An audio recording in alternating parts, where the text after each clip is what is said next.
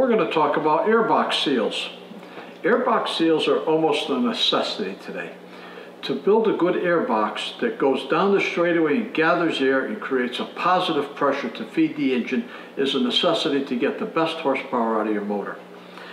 Silicone around the edge of the injector stack works, but what a devil to get out, and how terrible it is to try to adjust the stack once you've done that.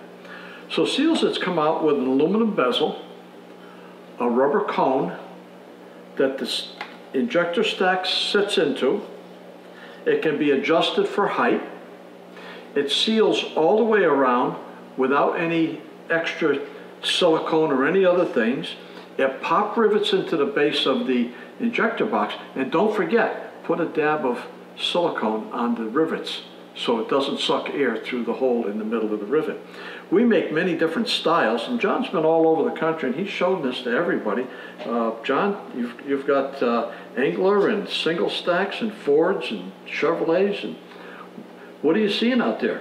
Well, seals that's had to address all different applications. The seals work so well, everybody's extremely happy. Again, as Skip said, with the silicone, you're restricted, you're stuck, maintenance becomes an issue. It's just hard to deal with. We have for the 3-inch stacks, the 2 and the small for the 360 series. We even have what we call Dragon Claw seal.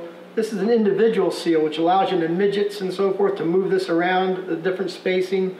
If need be, I've seen teams cut this flange a little bit, rearrange those. I saw them also use fastener skip with the button heads and jet nuts. Again, depending on what your custom fit is, is works best for you. This is a good job on that. John, this isn't an injection piece, but it is one that works real well. It's called a dirt dish. And why is it called a dirt dish?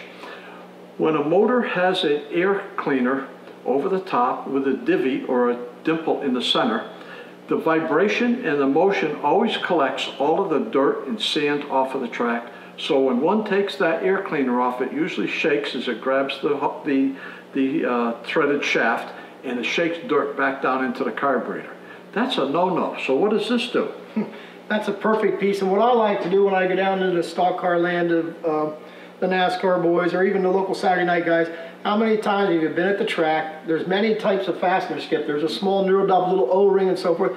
But I'll guarantee you, fellas, if you're in the back of the pits or even in a lidded area, we're in the grass, and you drop this thing on the ground, try to find that 1/4-inch wing nut or that small this thing, and it doesn't get on the carburetor. But it can't get swallowed and lose it. Say, I can't run tonight. The nuts in my carburetor or something. Right. That small nut and washer could or could not have gone down the carburetor. It's a win-win. It really is. And so this piece keeps the dirt out, seals perfectly, seals it, and it's just been a really nice piece.